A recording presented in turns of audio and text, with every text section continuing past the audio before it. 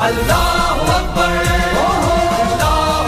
یہ گیدڑ بھبکیاں انڈیا کی میں بچپن سے سنتا آ رہا ہوں۔ جہاں ہم دیکھتے ہیں ہمارے ملک کی اکانومی ٹھیک ہونا شروع ہوئی ہے، وہ کوئی نہ کوئی بہانہ وہاں پر کریٹ کر دیتا ہے۔ اس طرح سے نہیں چلے گا۔ پاکستان نے بہت اچھا جواب دیا، ہماری ملٹری نے بہت اچھا جواب دیا کہ اگر انڈس واٹر ٹریٹی خراب کرتا ہے انڈیا بزنس کمیونٹی اپنے ملک کے لیے جان اور مال ہر چیز دے دے گی۔ 365 دن کی ہر چیز، کیا جو زندگی کی کمائی ہوئی چیز ہے وہ بھی پاکستان کے لیے حاضر ہے۔ ہم سب کا سرمایہ، ہم سب کے تمام وسائل، پاکستان ہے تو ہم ہیں، اور یہی ہمارا اسپرٹ ہے۔ اور اسی نیشنل اسپرٹ کے ساتھ میں یہ بلیو کرتا ہوں کہ آج پاکستان کی افواج تو دنیا میں top 5 armies of the world گنے جاتے ہیں۔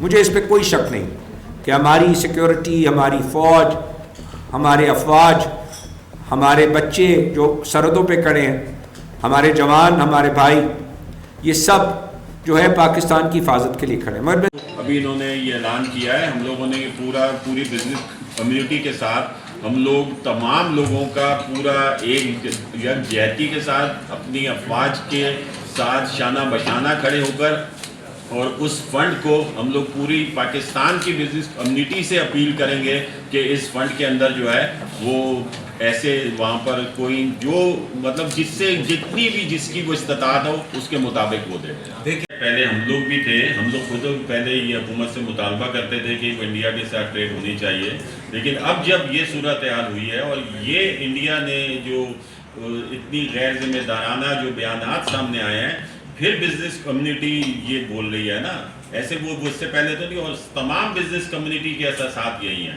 وہ اب اس کو باقاعدہ طور پہ وہ اس کو بند کرے گی۔ ہمارے بچے، ہمارے بوڑھے، ہمارے نوجوان، ہمارے خواتین پاک فوج کے ساتھ شانہ بشانہ کھڑی ہے، اور اگر آپ نے کوئی غلطی کی یا جارحیت کی تو ہم بھرپور مقابلہ کریں گے اور پورا ساتھ دیں گے اپنی افواج پاکستان کا۔ تو ہم اپنے یہ کپڑے بھی دے دیں گے، اپنی زمینیں، اپنی جائیدادیں تو چھوڑیں، ہم اپنے کپڑے بھی دے دیں گے۔